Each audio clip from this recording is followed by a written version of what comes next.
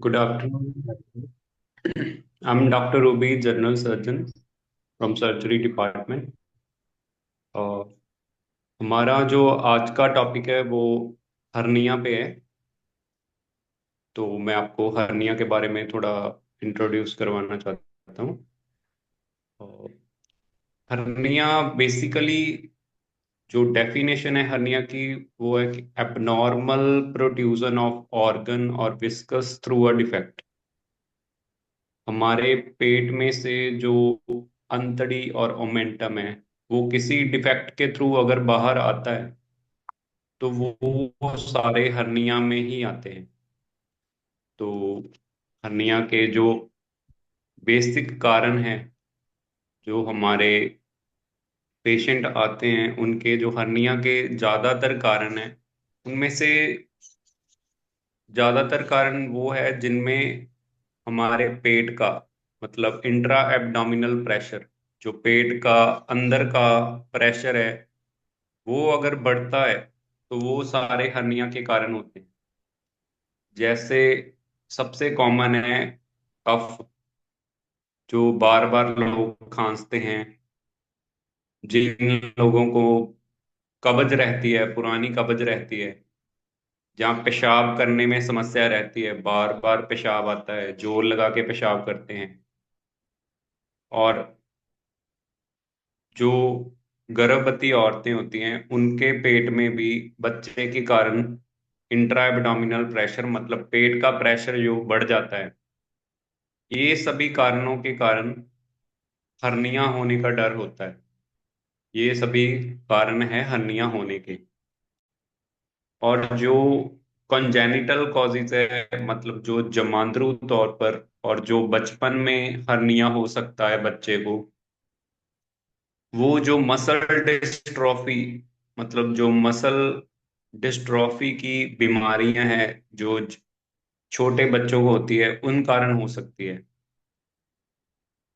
पेट में और हमारे इंग्वाइनल रीजन में कहीं भी अगर हमारी जो पेट की परतें होती हैं जिसमें रेक्टस शीथ होती है, उसमें डिफेक्ट होने के कारण हर्निया होता है।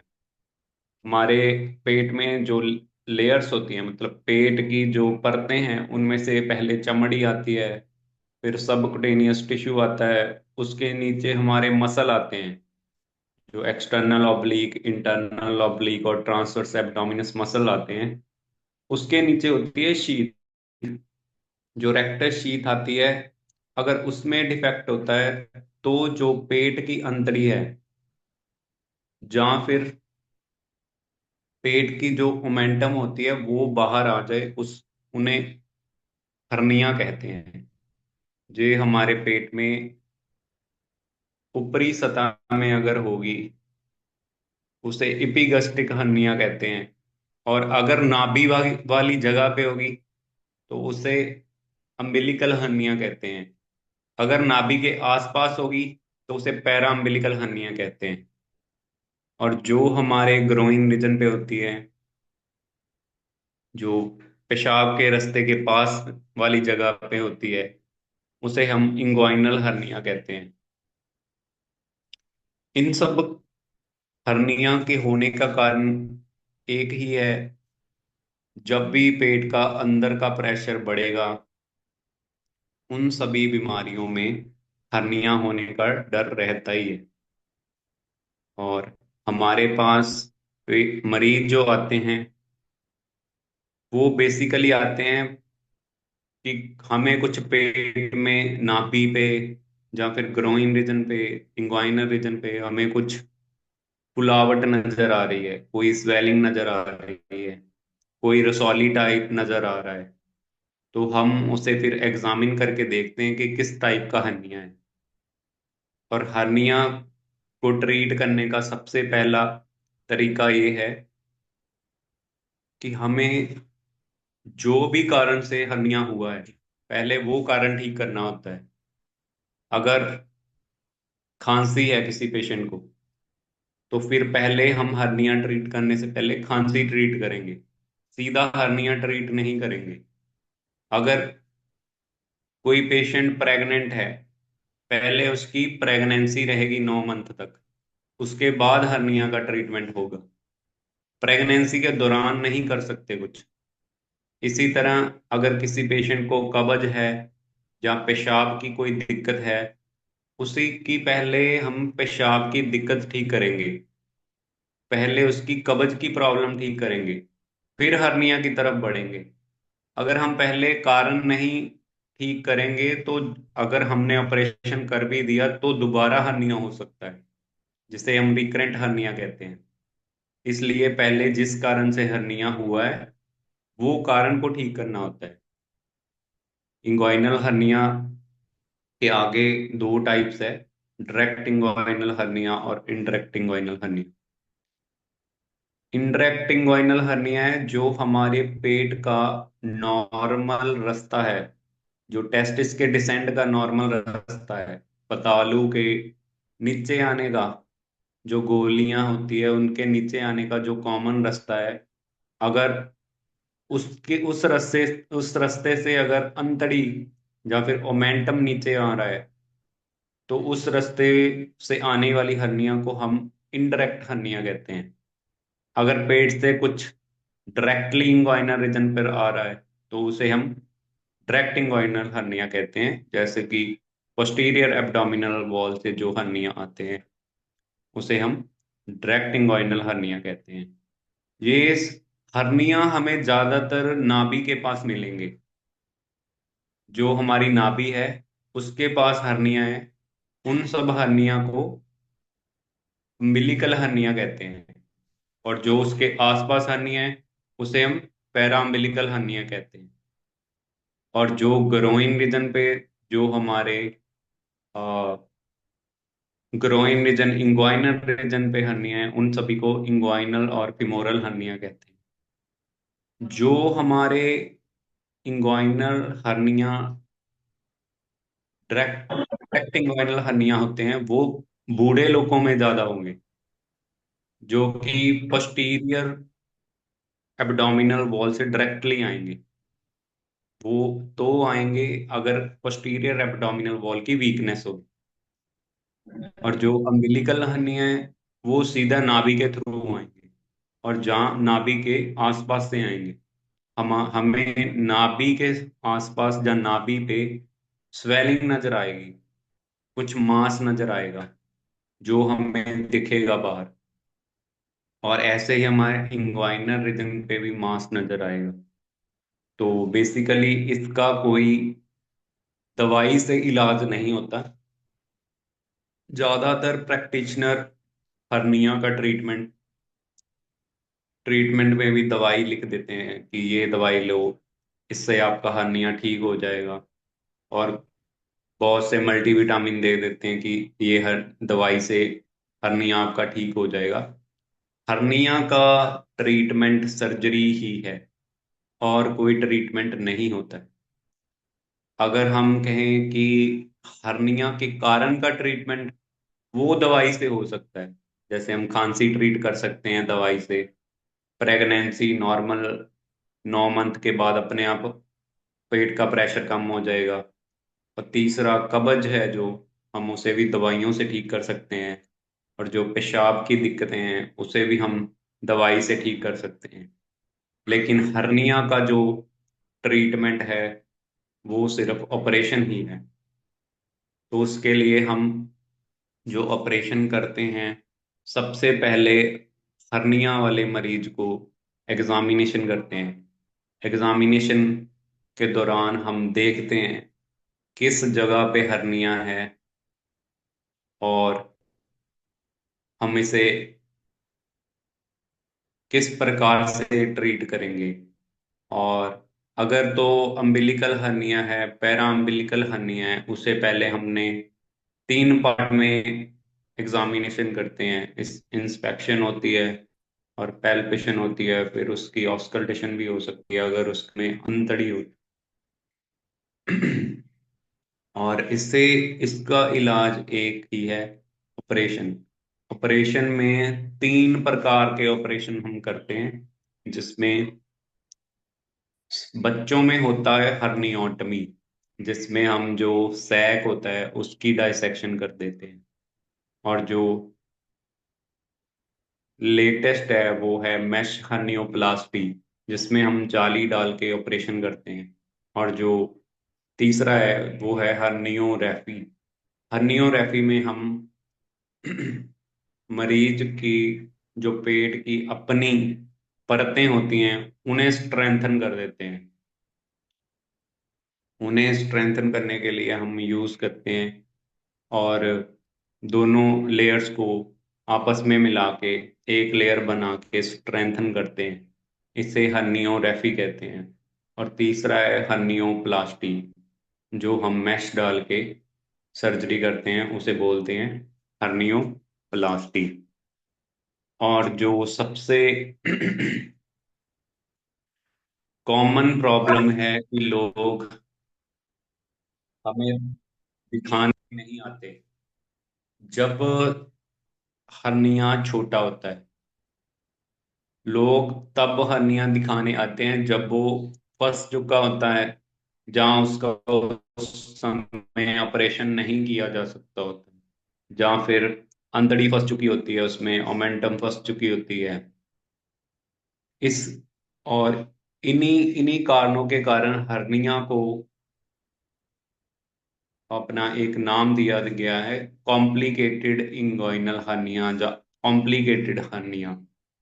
कॉम्प्लिकेटेड हर्निया में जो हम देखते हैं, जो मरीज बहुत महीनों सालों से हर्निया लेके बैठे हुए हैं, हर्निया को कोई इलाज नहीं करवा रहे हैं, और हर्निया को किसी ने दिखाया नहीं हुआ, वो काफी महीनों के कारण वहां पे हर्निया जो डिफेक्ट होता है उसमें आके फंस जाती है। हर्निया का जो कंटेंट है, मतलब हर्निया में जो चीज बाहर आती है, वो हमारे पेट की अंतड़ी, जहाँ फिर ओमेंटम आती है, पेट की अंतड़ी जहाँ ओमेंटम, दोनों में से आके कुछ भी चीज फंस सकती है डिफेक्ट के थ्रू। जहां से हर्निया बना है वहां से डिफेक्ट के थ्रू जो अंतड़ी आके अगर फंस गई तो अंतड़ी की रुकावट हो जाती है। इसी कारण इन्हें कॉम्प्लिकेटेड इंगोइनल हर्निया या हर्निया का नाम दिया गया है। कॉम्प्लिकेटेड हर्निया में तीन प्रकार के आगे हर्निया होते हैं, जिसमें ऑब्स्ट्रक्टेड हर्निया होता है, जिसमें अंतड़ी आके फंस चुकी हो, पेट में जो डिफेक्ट बना है उसके थ्रू अंतड़ी अगर आकर फंस चुकी है, तो उस डिफेक्ट को और उस फंसने वाले हर्निया को ऑब्स्ट्रक्टेड हर्निया कहते हैं। जो हर्निया उस समय आके फंस चुका है और पेट की अंतड़ी की रुकावट हो चुकी है, वो सारे ऑब्स्ट्रक्टेड हर्निया में आते हैं। और अगर वहां की जो अंतड़ी फंसी हुई है उसकी अगर खून की सप्लाई भी रुक चुकी है, तो उसे कहते हैं स्ट्रैंगुलेटेड हर्निया। स्ट्रैंगुलेटेड हर्निया में जो हमारे पेट की अंतड़ी होती है उसकी खून की सप्लाई बंद हो जाती है। खून की सप्लाई बंद हो जाने के कारण वहां धीरे धीरे करके सोजिश बढ़नी स्टार्ट हो जाती है। आसपास उसके फ्लूइड इकट्ठा होना स्टार्ट हो जाता है, जिसके कारण जो खून की सप्लाई थोड़ी बहुत बची होती है वो बंद होने के कारण गैंग्रीन हो जाता है। मतलब अंतड़ी फट सकती है, काली पड़ सकती है, और अंतड़ी का जो गला हुआ भाग है उसके लिए फिर इमरजेंसी ऑपरेशन करना पड़ता है। जो हम ये नौबत तभी आएगी अगर पेशेंट का हर्निया वापस ना जा रहा। हर्निया अगर है, अगर पेशेंट दिखा रहा है, अगर तो वो वापस अपनी जगह पे वापस चला जा रहा है, पेट में अंतड़ी वापस जा रही है, मोमेंटम वापस जा रही है, तो उस पेशेंट का आ, आराम से इलाज हो सकता है। अगर वो इतनी ज्यादा नौबत आ चुकी है कि खून की सप्लाई तक बंद हो चुकी है, तो अंतड़ी काली पड़ जाती है। अंतड़ी काली पड़ने के कारण अंतड़ी में अंतड़ी की जो टॉप अपना गंदगी होती है वो पेट में फैल सकती है, उसके कारण और दिक्कत आ सकती है। फिर उस ऑपरेशन में हमें इमरजेंसी ऑपरेशन करना पड़ता है, जिसमें हम हनियोग्राफी करते हैं, उसमें फिर जाली नहीं डाल सकते। जो हम इस टाइम ऑपरेशन करते हैं, हम लगभग 3 से 4 पेशेंट, हर हर ऑपरेशन थिएटर में 3 से 4 पेशेंट का हर्निया का ऑपरेशन हो रहा है। तो उसमें ज़्यादातर पेशेंट आते हैं जो टाइम से इलाज करवा लेते हैं, तो उनका जाली डाल के ऑपरेशन करना सही रहता है, ताकि उन्हें दोबारा हर्निया ना हो। जाली डालने पे ऑपरेशन को हम मैश हर्नियोप्लास्टी कहते हैं। मैश हर्नियोप्लास्टी हम 2 प्रकार से कर सकते हैं। एक तो हम करते हैं लेप्रोस्कोपिक, जिसे हम दूरबीन दूरबीन से ऑपरेशन अगर करते हैं तो उसे लेप्रोस्कोपिक मैश हर्नियोप्लास्टी कहते हैं। और अगर हम चीरा लगा के ऑपरेशन करते हैं उसे हम ओपन हर्नियोप्लास्टी कहते हैं, ओपन मैश हर्नियोप्लास्टी। वैसे इसे लाइकनस्टीन मैश हर्नियोप्लास्टी कहते हैं। और इनमें मैश हम इसलिए डालते हैं ताकि आगे चल के जो हर्निया जो बना है वो आगे चल के हर्निया ना बन पाए। तो ये हमें आगे की जो रिकरेंट दोबारा दोबारा अगर मरीज को हर्निया हो रहा है तो उससे बचाता है मैश हर्नियोप्लास्टी। और अगर हम किसी भी इन्फेक्टेड जगह पे, जैसे किसी अंतड़ी की रुकावट हो, जहाँ फिर जहाँ पे गैंग्रीन बन चुका है, अंतड़ी काली पड़ चुकी है, वहां पे मैश लगाएंगे तो इन्फेक्शन मरीज को होगी ही होगी। इसलिए वहां पे जाली वाला ऑपरेशन नहीं करना होता जहां पे पहले से ही इन्फेक्शन हो। इसलिए हम ऑपरेशन ये उसी में ही कर सकते हैं। और हमें ऑपरेशन के बाद सबसे ज्यादा जो प्रॉब्लम आती है मरीज में वो ये है कि उससे जो जहां पे हमने ऑपरेशन किया होता है वहां उन्हें थोड़ा भारापन लगता रहेगा। वो मैश के कारण, जाली के कारण थोड़ा भारापन लगता रहेगा, और उसे काफी महीनों तक जो मैश होती है वो फील होती रहती है। और दूसरा है, अगर मैश की इन्फेक्शन हो जाए तो फिर उसे ट्रीट करना काफी डिफिकल्ट होता है। और इसीलिए हमारे जो पुराने सर्जन हैं वो ज़्यादा हर्नियोरेफी में ही बिलीव करते हैं, और जो हमारे जैसे नए सर्जन हैं वो मैश हर्नियोप्लास्टी में ज़्यादा बिलीव करते हैं। और जो हमारे पास पेशेंट आते हैं उन्हें उन्हें पहचानेंगे कैसे? उन्हें हम पता कैसे लगेगा कि ये हर्निया है या फिर लाइपोमा है या फिर कोई और चीज है? आप जो पेशेंट आपके पास आ रहे हैं उन्हें एग्जामिन करो। एग्जामिन करने पे अगर तो वो हर्निया हर्निया होगा तो उसमें जो स्वेलिंग है, जो सोजिश है, वो हो सकता है कि मरीज को लेटाने पर पेट के अंदर वापस चली जाए।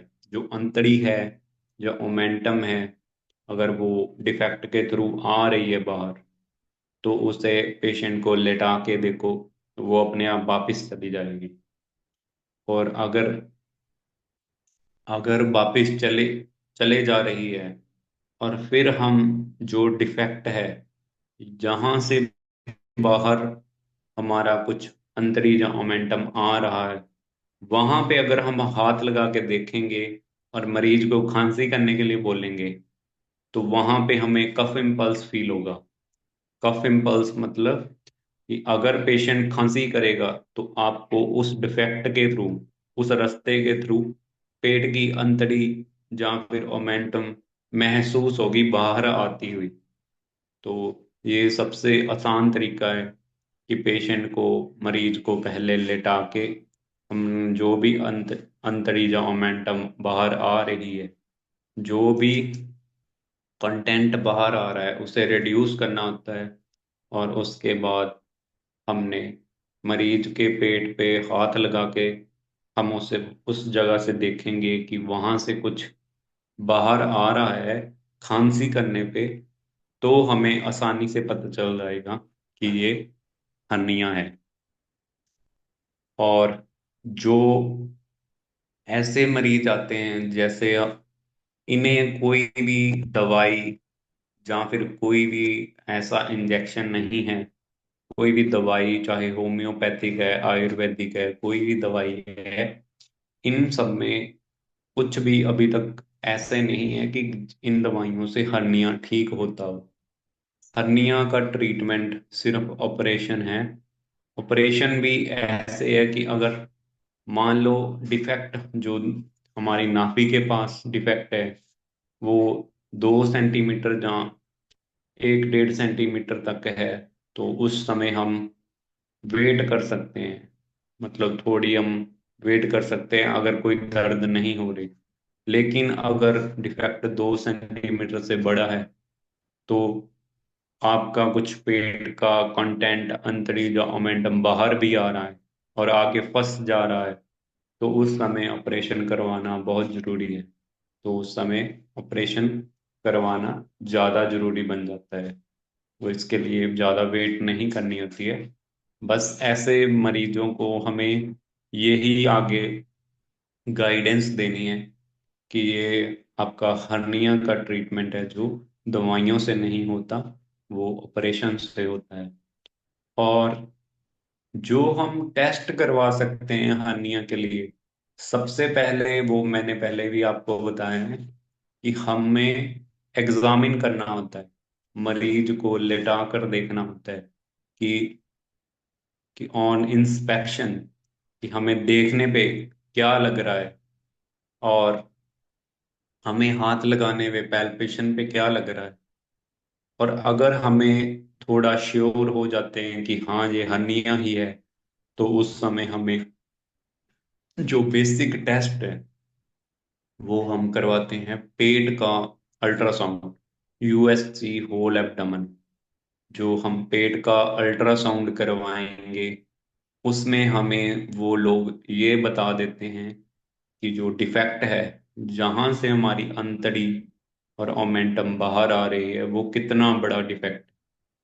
अगर तो 2 सेंटीमीटर से बड़ा डिफेक्ट है तो उस समय ऑपरेशन करवा लेना चाहिए। अगर 2 सेंटीमीटर से छोटा डिफेक्ट है और कुछ भी बाहर नहीं आ रहा, जब फंस नहीं रहा है, तो उस समय हम थोड़ी वेट कर सकते हैं। और अगर उसमें कंटेंट फंसा हुआ दिया हुआ है, अल्ट्रासाउंड में अगर आपको दिया हुआ है कि अंतड़ी आकर फंस चुकी है, ऑब्स्ट्रक्टेड इंग्वाइनल हर्निया है या ऑब्स्ट्रक्टेड अम्बिलिकल हर्निया है, जहाँ फिर उस अंतड़ी की खून की सप्लाई बंद हो चुकी है, उस समय हमें ऑपरेशन इमरजेंसी करवाना पड़ता है।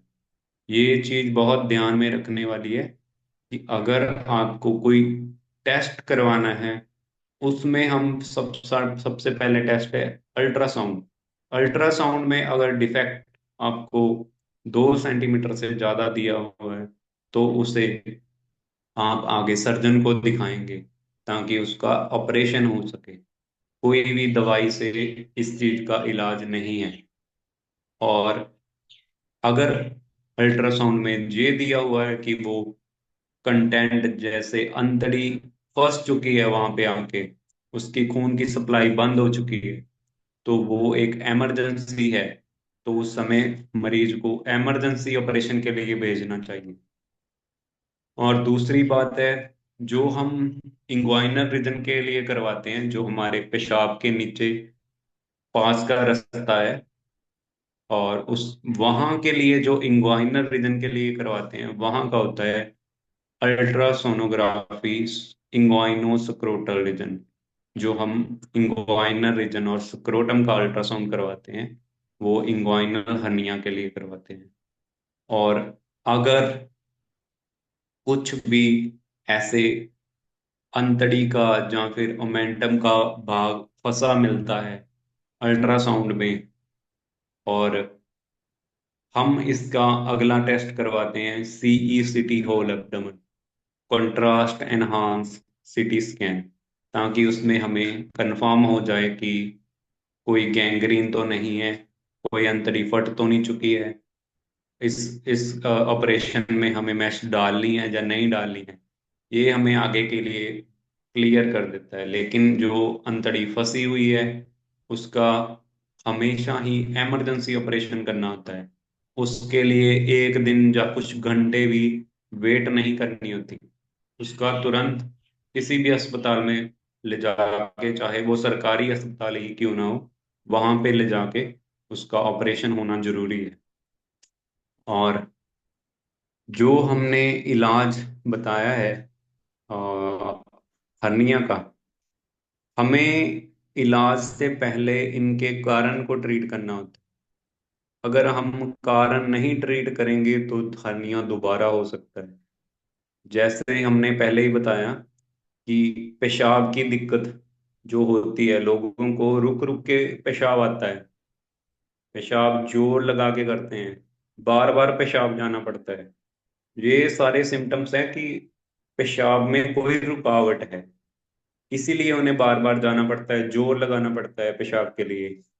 तो उसके लिए पहले जो उसका कारण है, वो कारण हो सकता है कि आपकी गदूदें वधी हुई है, प्रोस्टेट का साइज बढ़ा हुआ है, और कोई स्ट्रक्चर हो सकता है, पेशाब के रास्ते की रुकावट हो सकती है। इसलिए पहले हमेशा ही हर्निया के ऑपरेशन से पहले हम इलाज करना होता है। जो भी रुकावट है, पेशाब के रास्ते की जो रुकावट है, चाहे वो गदूदों के कारण है, प्रोस्टेट के कारण है, चाहे वो किसी रास्ते की रुकावट है, पहले वो चीज ट्रीट करनी होती है। अगर हम सीधा हर्निया ट्रीट करेंगे तो वो हर्निया दोबारा हो जाएगा। ऐसे ही हमें, अगर किसी मरीज को टीबी की दवाई चल रही है और मरीज को निमोनिया की दवाई चल रही है, उसे हमेशा कफ रह रही है, खांसी रह रही है लगातार काफी महीनों से, तो पहले उसकी खांसी ट्रीट होगी, हर्निया पहले ट्रीट नहीं होगा। पहले ट्रीट करेंगे खांसी, ताकि अगर हम ऑपरेशन करें, इलाज करें, उसके बाद वो दोबारा ना। लेकिन जो मैंने आपको स्ट्रेंगुलेटेड और ऑब्स्ट्रक्टेड हर्निया बताए हैं, जिसमें अंतड़ी आके फंस चुकी है और वहां पे खून की सप्लाई बंद हो रही है, उस टाइम पे हमें इमरजेंसी ऑपरेशन करना पड़ता है। वो ज्यादा इमरजेंसी होने के कारण वो तभी करना पड़ता है। उसके लिए हम ये छोटी छोटी चीजें नहीं ट्रीट करेंगे पहले। और इसके अलावा हमें जो हर्निया का ऑपरेशन करने के बाद प्रॉब्लम आती है, वो यही है कि अगर मरीज गलत जगह से या फिर नहीं सफाई से कोई ड्रेसिंग करवाते, तो मैश की इन्फेक्शन का खतरा रहता है। तो अगर वो टांके टाइम से नहीं खुलवाते, या फिर अपनी ड्रेसिंग है जो वो सही से नहीं करवाते, स्टरलिटी से नहीं करवाते, उस टाइम पे जो जाली की इन्फेक्शन हो जाती है, वो फिर ज्यादा प्रॉब्लम करती है। उस समय पे मरीज को काफी दिक्कतें आती है और कई महीने फिर लग जाते हैं ट्रीट करने के लिए। और ये सबसे जो जरूरी बात है आज के लिए, वो यही है कि जो हर्निया की इस समय तक कोई भी कंजर्वेटिव मैनेजमेंट नहीं है, कोई भी दवाइयों से इलाज नहीं है, इसके लिए सर्जरी ही एक जरिया है। और दूसरी बात, ऑपरेशन करने से पहले जिस कारण से हर्निया हुआ है, वो पहले ट्रीट होना चाहिए, नहीं तो हर्निया दोबारा होने का खतरा है। तो इसी के साथ हम आज का टॉपिक समाप्त करते हैं। अगर आपका कोई भी क्वेश्चन है तो आप मुझे पूछ सकते हो। Thank you so much sir. बहुत ही इंफॉर्मेटिव था सेशन ये वैसे। काफी कुछ सर्जिकल पार्ट्स जानने को मिले, जैसे कि आपको पता ही है सर, ऑनलाइन कंसल्टेशन में ज़्यादा ओपीडी बेसिस केसेस आती है। तो अगर पोस्ट ऑपरेटिव केसेस में भी अगर आप लोगों का हेल्प मिलते रहे तो फिर लगभग ऑलमोस्ट सारे केसेस जो कि गांव में पेशेंट फील करते फेस करते हैं, काफ़ी बिल्कुल। आसानी होगी। हमारे हेल्थ पार्टनर्स को भी काफ़ी जानकारी मिली है, तो आई थिंक उनको भी बढ़िया आगे से ट्रीट कर पाएंगे ऐसे केसेस में। बिल्कुल बिल्कुल। तो आपके पास जैसे अगर तो इन्फेक्टेड वुंड्स और जो काफी समय से नहीं जख्म ठीक हो रहे, वो सिर्फ आपका, सिर्फ अगर थोड़ा सा हम उसे ड्रेसिंग करने का और ट्रीट करने का तरीका बदल दें, तो वो जो जख्म जो 6 महीने में ठीक होना है वो 1 या 2 महीने में ठीक हो सकता है। वो अगर हम इसी तरह एक दूसरे की सहायता करेंगे, बताएंगे कि इस पेशेंट का हमें ये दवाई चलानी चाहिए या इस तरह प्रकार से ड्रेसिंग करनी चाहिए, तो वो जल्दी उसे पेशेंट को भी सहायता मिलेगी। एग्जैक्टली। तो इसके लिए जो नॉन हीलिंग वूंड आते हैं ज्यादातर गांव में, जैसे मैं भी अभी इस टाइम भी हॉस्पिटल के बाद गांव में भी, 1-2 गांव में भी प्रैक्टिस करता हूँ। तो वहां पे जो ज्यादातर मरीज आते हैं वो ऐसे आते हैं कि जिनके जख्म काफी 6-6 महीने से ठीक नहीं हो रहे थे। तो उनका बस प्रॉब्लम यही थी कि वो सिर्फ एक ड्रेसिंग करने का तरीका बदलना पड़ा। उसके अलावा बाकी सारा कुछ ठीक ही होता है। और थोड़ी बहुत जो दवाइयों से ड्रेसिंग करते हैं वो बदलनी होती है, तो उससे काफी राहत मिलती है मरीज को।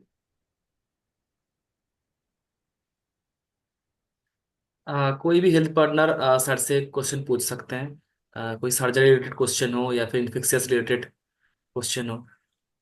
इनफैक्ट सर से आपका सर का एरिया ऑफ एक्सपर्ट के ऊपर भी क्वेश्चन पूछ सकते हैं। सर आप थोड़ा बता ही दीजिए कि कौन से केसेस आप वेलकम करना चाहेंगे जियो पर, कि हाँ अगर ऐसे केसेस आएंगे तो फिर आप देख पाएंगे उनको या फिर कुछ एडवाइस कर पाएंगे। देखो, हम ऑनलाइन देखो सर्जरी का वैसे एज सच कोई ऑपरेटिव वाला तो कुछ नहीं कर सकते। हम जो आपकी हेल्प कर सकते हैं वो बेसिकली जो गांव में पेशेंट आते हैं वो इन्हीं वजह से ही खराब जो होते हैं पेशेंट, जैसे उनके जख्म, जहाँ फिर पेशेंट की पूरी टांग खराब हो चुकी होती है जख्मों से, और उन्हें लगता है कि किसी सांप ने काट लिया है, या फिर उन्हें लगता है कि कुछ जहर लग गई है। वो बेसिकली ज्यादातर अगर आप फोटो भेज के भी अब दिखा सकते हो कि ये है क्या। अगर हम ये होता वो सेलुलाइटिस है लेकिन उसे वो सांप की तरह ट्रीट करते रहते हैं, इसी कारण फिर उनकी टांग सारी खराब हो जाती है। तो पेशेंट को हमने डायग्नोस अगर करेंगे, हमें ट्रीटमेंट क्या चलाना है वो आपको बता सकते हैं।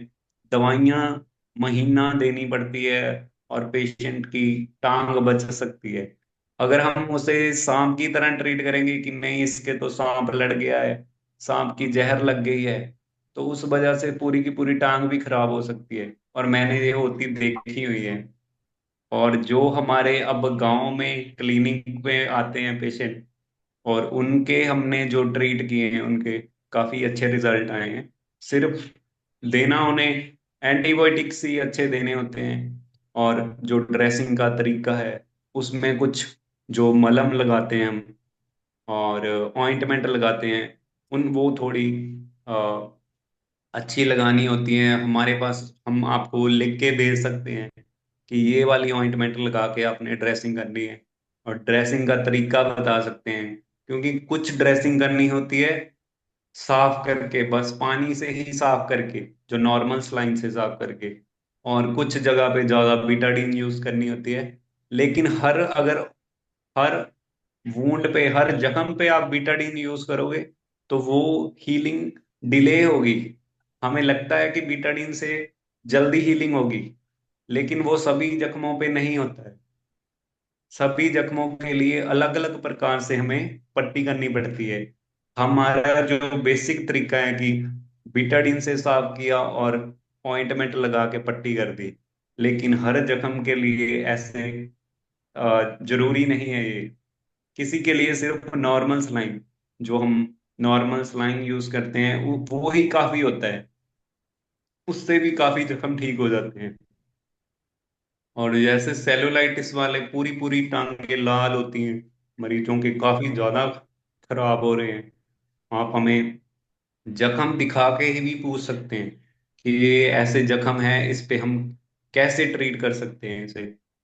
सिर्फ वो करने का तरीका ही थोड़ा बदलना पड़ेगा, बाकी सारा इलाज तो सेम ही है।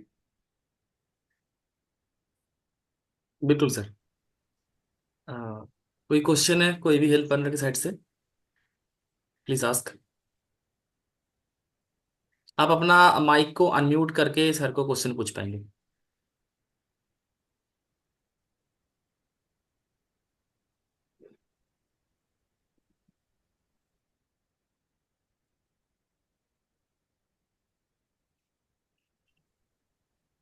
Hello, sir. Good afternoon.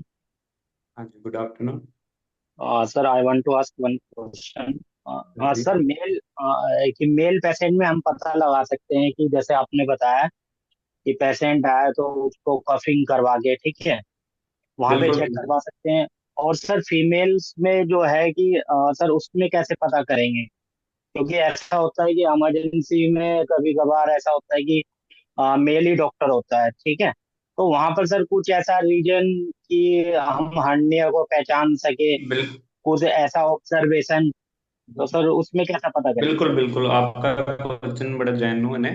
जो देखो, हमें सबसे जरूरी बात है, अगर फीमेल पेशेंट है तो फीमेल पेशेंट को हमने एग्जामिन करना ही है, लेकिन उसके लिए उसका फीमेल रिलेटिव, जहाँ आपके पास कोई फीमेल स्टाफ होना चाहिए, उसके बिना हम पेशेंट को नहीं एग्जामिन कर सकते।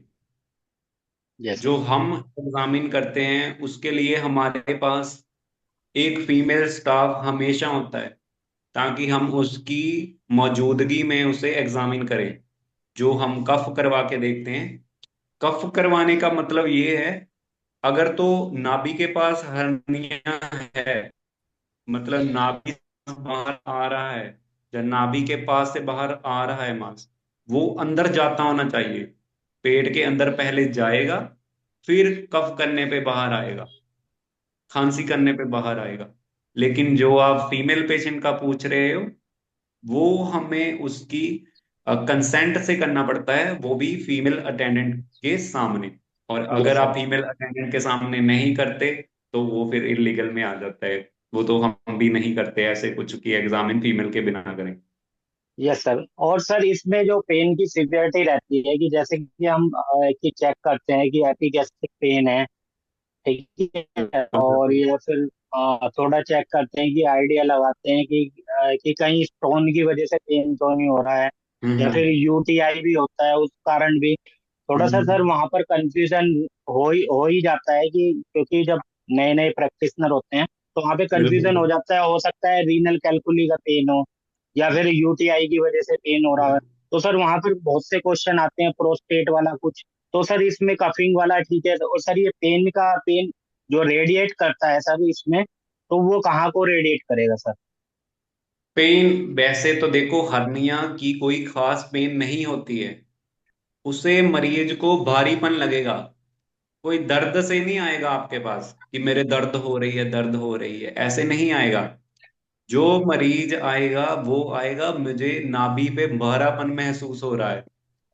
अगर को उसे दर्द हो रही है तो उस टाइम पे वो फंस चुका होगा। सर।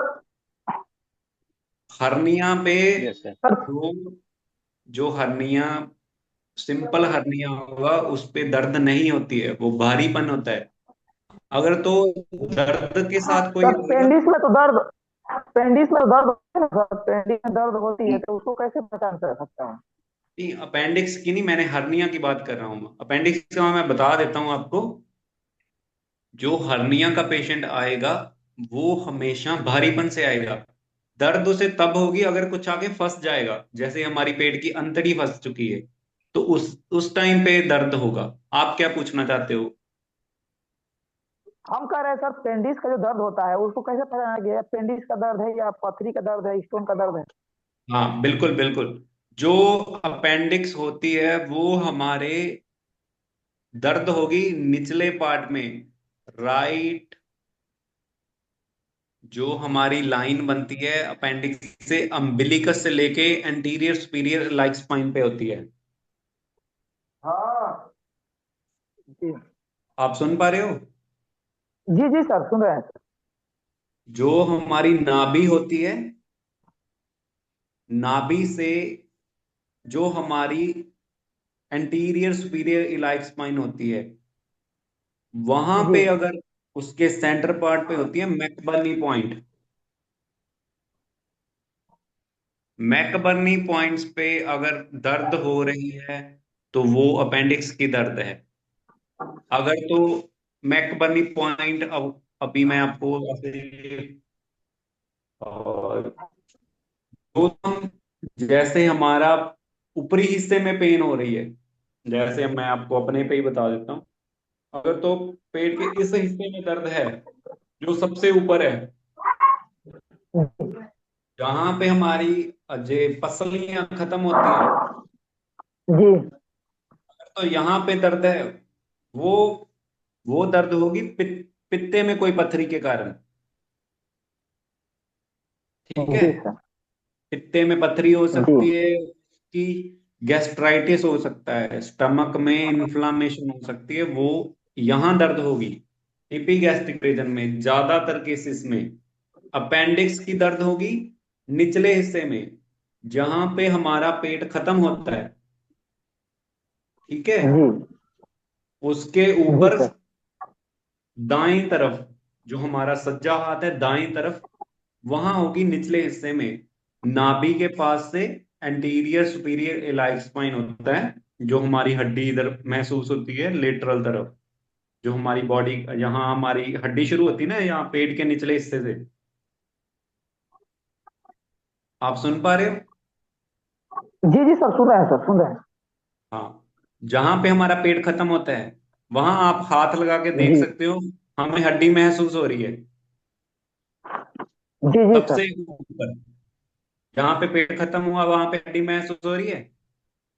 जी जी सर। और दूसरा, जो हमारी नाभि है, नाभि तो हमें दिख ही रही है, ठीक है। अगर हम जहां से लाइन खींचेंगे सीधी, वो हड्डी की तरफ, जिससे मैं एंटीरियर सुपीरियर इलाइक स्पाइन बोल रहा हूं, जी उसके जो 1/3 है वो लाइन का, जो उसका सेंटर का 1/3 है, तीसरा हिस्सा जो हमने ये लाइन बनाई ना, उसका तीसरा हिस्सा जी जी जी वहां पे होता है मैकबर्नी पॉइंट्स।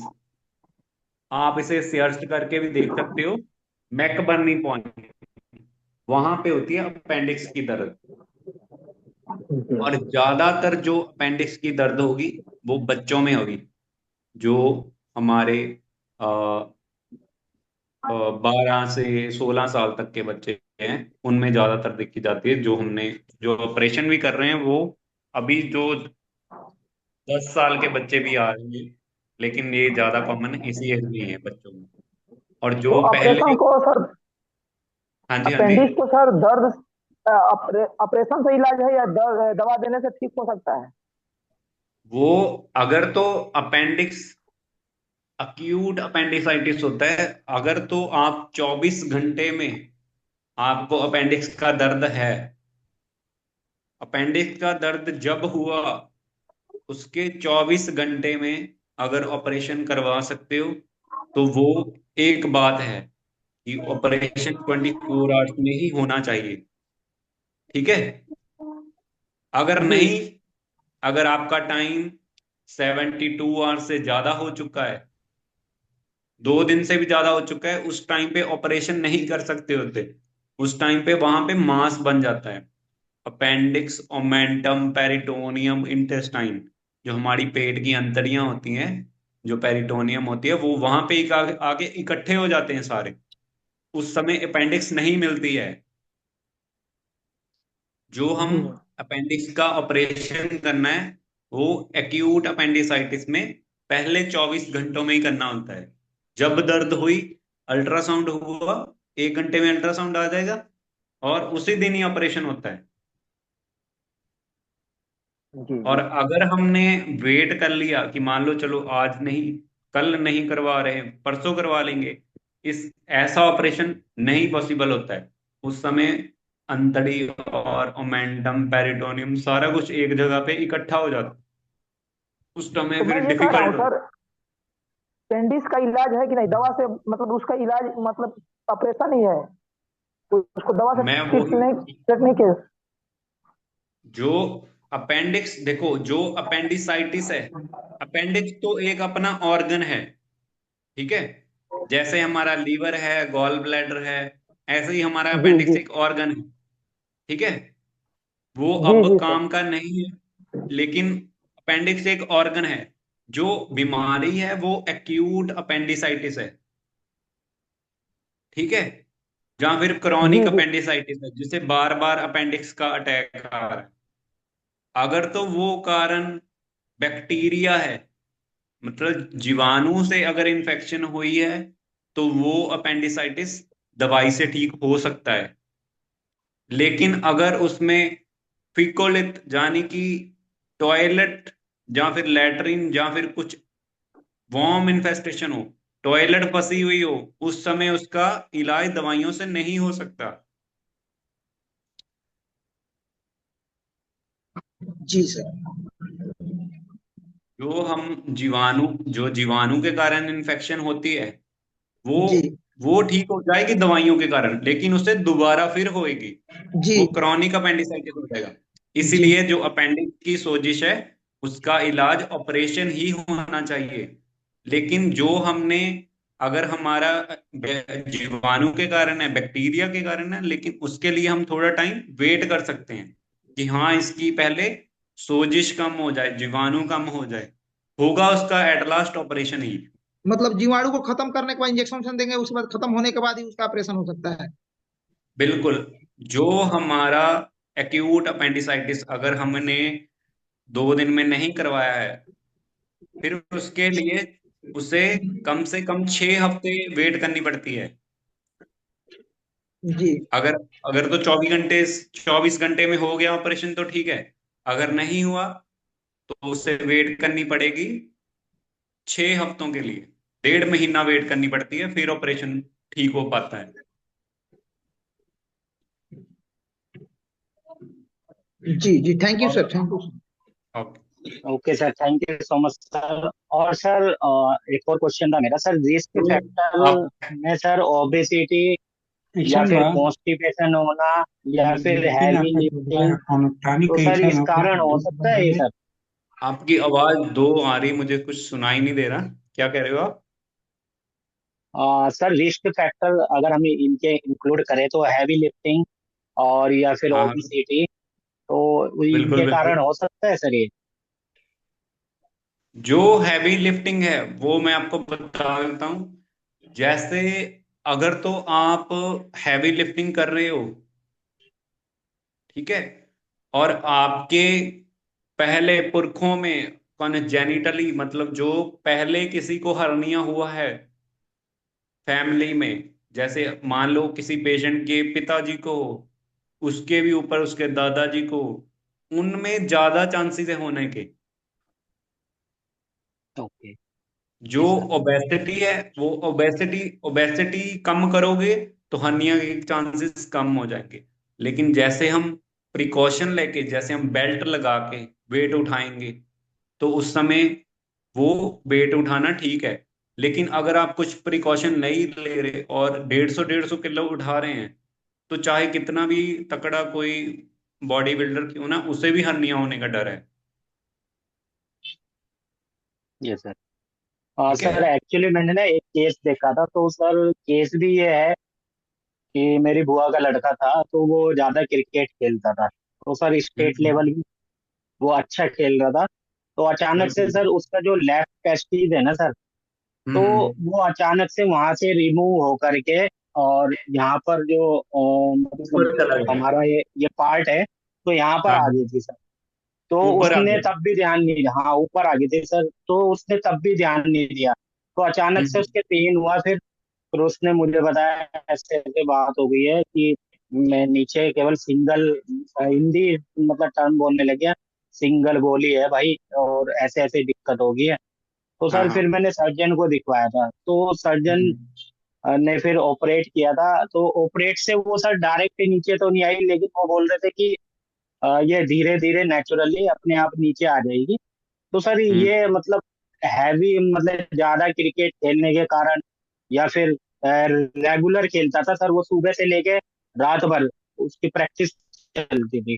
तो सर ये बिल्कुल। मतलब ये हर्निया के कारण लग रहा है सर ये, हर्निया नहीं, या कुछ और केस है ये सर? हर्निया नहीं है। ये होता है रिट्रैक्टाइल टेस्टिस या फिर टॉर्शन हो सकती है।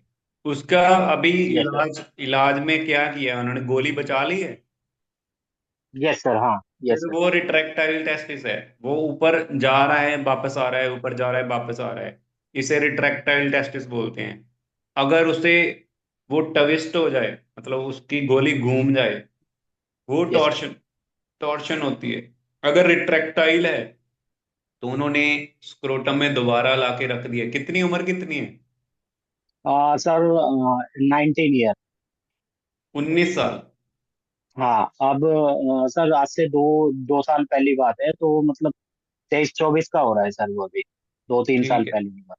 ठीक है। वो देखो, वैसे तो ऑपरेशन में जो गोलियां होती है वो स्क्रोटम में ही रखनी होती है, वो नीचे ही लानी होती है। ठीक है। अगर तो उसकी पहले से गोली ऊपर जा रही है वापस आ रही है, ऊपर जा रही है वापस आ रही है, फिर उसे रेट्रैक्टाइल टेस्टिस बोलते हैं। उसका ऑपरेशन यही है कि टेस्टिस को, जो गोली है, उसे नीचे लाके स्क्रोटम में रख दो। वो वहीं पे ठीक रहेगी, वो वहीं पे ठीक भी हो जाएगी। ठीक है। और अगर ओके सर। आप आपके जो ऑपरेशन में वो आप कह रहे हो कि वो ऊपर रखिए लेकिन धीरे धीरे नीचे आएगी, ऐसे नहीं होता। वो रखते ही स्क्रोटम में, जो नीचे जगह है ना, वहीं पे ही रखते हैं ऑपरेशन में भी। Okay sir. हाँ जी। और बस सर उनको अभी वेट ज्यादा वेट उठाने के लिए मना कर रहा है, और फिर क्रिकेट से तो वो वापिस हो गया सर बैक। तो फिर अब क्रिकेट नहीं खेल रहा है वो। वो चलो, आपको सर्जन की सलाह लेनी चाहिए। लेकिन आप जो मैं बता रहा हूं, अगर तो वो रिट्रैक्टाइल टेस्टिस है, उसमें कोई ऐसा परहेज नहीं होता है। हर्निया में ये परहेज करने होते हैं कि जोर नहीं लगाना, ज्यादा कोई बाल्टी नहीं उठा सकता, ज्यादा बैट इधर उधर नहीं घुमा सकता, पेट का जोर नहीं ना लगने देना होता है उसे, नहीं तो यस। बार बार हो। ठीक है। अगर रिट्रैक्टाइल टेस्टिस है उसमें तो कर सकता है कंटिन्यू। वो ठीक है सर। ओके वो सर। आपको हिस्ट्री एक बार अच्छे से ले लेना कि हाँ वो जी, हाँ जी सर। रिट्रैक्टिस है, कि मतलब जी गोली जी। वापस ऊपर आ रही है नीचे जा रही है, जहां फिर हर्निया है। हर्निया को तो आपको मैंने बता ही दिया है। तो अगर आपको ये दोनों बातों में बता दोगे तो मैं आपको परहेज के बारे में बता सकूंगा। Okay sir, thank you so much sir, इतनी अच्छी जानकारी दी आपने। और कोई हमारे हेल्थ पार्टनर्स जो सर से क्वेश्चन पूछना चाहते हैं?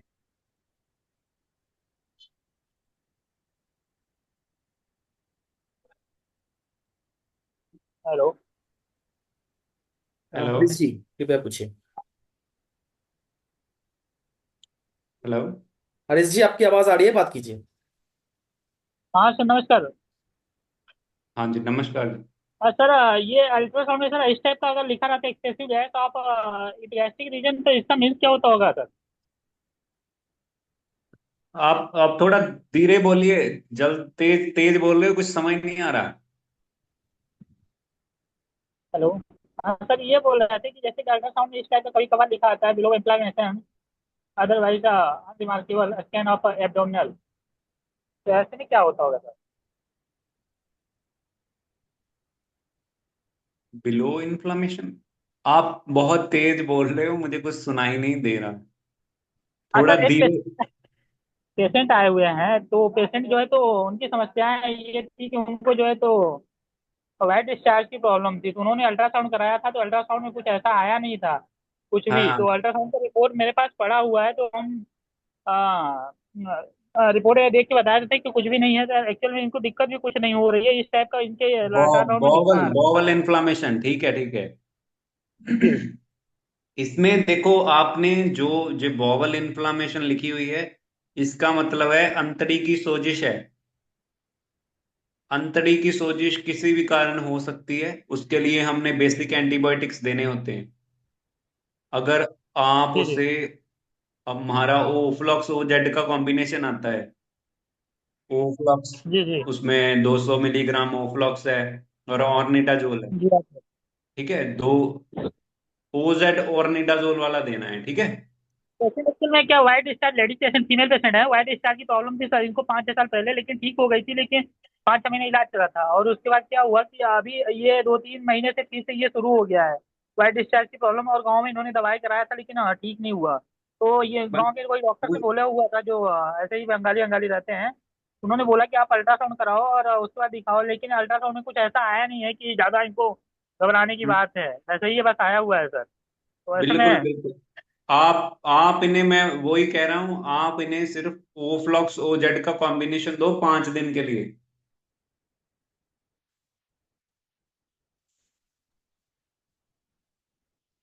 आपकी आवाज नहीं आ पा रही। हरीश जी, अनम्यूट अनम्यूट कर लीजिए सर, म्यूट हो चुके हो आप। बोल रहे हैं और कोई दिक्कत की बात वैसा तो नहीं है सर, नहीं। नहीं नहीं, वो अंतड़ी की सोजिश है, वो धीरे धीरे ठीक हो जाएगी। उसे एक अच्छा सा एंटासिड दो, ठीक है, रेपिप्राजोल जहाँ पेंटोप्राजोल, सवेर सुबह शाम देने के लिए कहो उसे। 5 दिन दो, और ओफ्लॉक्स ओजेड का कॉम्बिनेशन दो 5 दिन। ठीक है, और अगर पेट दर्द है तो उसे बस्कोपेन टैबलेट आती है, जब मेफ्टाल स्पाज आती है। सर वगैरह कुछ की शिकायत नहीं है, सिर्फ वाइट डिस्चार्ज की प्रॉब्लम है बस। अगर वाइट डिस्चार्ज है, सिर्फ वो दो, ओफ्लॉक्स ओजेड दो, और फ्लूकोनाजोल, 150 मिलीग्राम की फ्लूकोनाजोल आती है ना, वो दो दे दो इकट्ठी। जी सर जी। बस यही करना है इसके लिए। ठीक है सर, और तो बाकी सब अच्छे से समझ आएगा। ठीक है। आ, अगर किसी का और कोई क्वेश्चन नहीं होगा तो हम कंक्लूड कर सकते हैं। सर का टाइम भी लिमिटेड था हमारे साथ। कोई क्वेश्चन है किसी के, लास्ट क्वेश्चन? आई थिंक नहीं है sir. Thank you so much for joining sir, and सारे हेल्थ पार्टनर को वंस अगेन बहुत बहुत शुक्रिया वेबिनार ज्वाइन करने के लिए। काफ़ी इंटरेक्टिव सेशन था सर हमारा, और हम कोशिश करेंगे आगे कोई दूसरे टॉपिक को लेके सर के साथ फिर से एक बार कुछ वेबिनार करवाया जाए। बिल्कुल बिल्कुल। क्योंकि सर्जरी के बारे में ओके। जितना जानने की कोशिश करते हैं उतना ही आगे और भी चीज़ें आ जाती हैं। तो हाँ जी। Thank you so much sir, thank you बिल्कुल। Once again sir, thank you. Okay sir, thank you so much sir. Thank you.